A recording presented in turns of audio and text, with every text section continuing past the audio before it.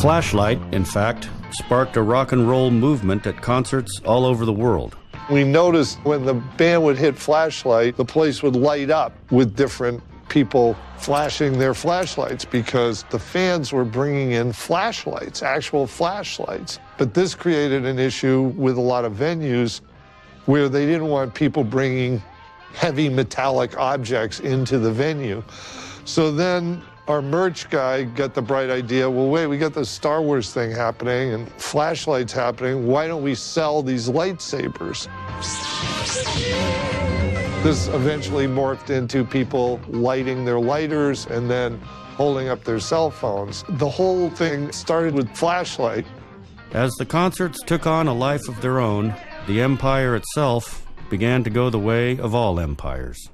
For some reason, at a certain point, LSD just stopped working for everybody. It was no longer that beautiful trip that made you think and feel good. That was gone. So I started doing crack. I went to a party at George's farm. He had chickens in the front yard of the farm and stuffed animals for furniture. Just big, gigantic stuffed animals that you might win at a fair, big teddy bears. And the night I was there, they had $50,000 worth of raw cocaine. I didn't even know that I was addicted to cocaine. That's the trouble with crack. It took me 30 years to figure out that you're just spending money and chasing it. It was a slow decline. The quality of the music was on a decline. The record sold less and less, like trombipulation. It has this kind of ancient Egypt sort of concept based on these illustrations one of George's artists had done, where he's got this big elephant trunk. George wanted a real prosthetic nose, and they kept looking around. They couldn't figure out how to do it. So they went into the adult film industry, and they got a guy who did prosthetic dicks to make a prosthetic elephant's trunk for George, because that had the right hold and it wouldn't fall off, and George could move around with it properly. Yeah, I can dig it. I think to date, he still has some of those prosthetic nose dicks at his house. Trombipulation would be the last studio album made by Parliament with the original band. As crack cocaine became the drug of choice, George's Motown-like empire of funk fell apart. We went from top of the world to what George called the anti-tour. No props, no costumes, and everybody's dressed in army fatigues. George said, okay, guys, we gotta cut back. So I'm gonna send half the band home in the middle of the tour. Sheila Brody, stage name Amuka, was one of the brides of Funkenstein. She remembers the whole band enabling the boss's habit. When we're on the road, he would come and say, loan me 100. I'm like, how can you tell your boss? He just paid you.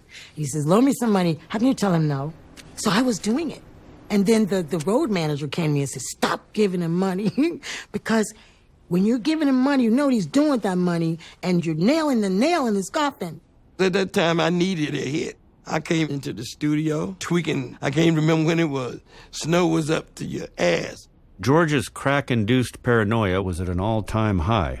I came in and said, y'all trying to record without me. Give me the microphone, give me the thing. So they all looking at me through that window there. So when the track come on, it's backwards. The sound engineer was simply rewinding the tape. And I don't know what, I ain't never heard it before, but I don't know what, I can't tell what key is in because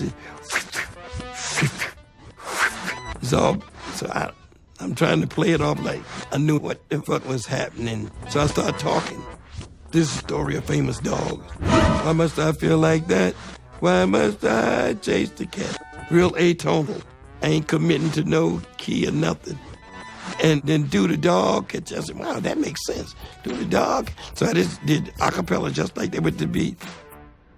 Instead of them telling me that the track was backwards, they left it like that. That became Atomic Dog.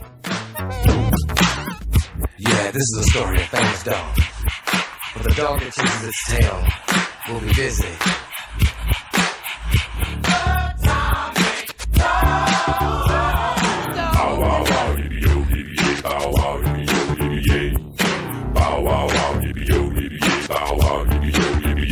Suddenly, George Clinton, self-made king of the P-Funk empire, was back on top as a solo act, even though the players who surrounded him were all the familiar faces.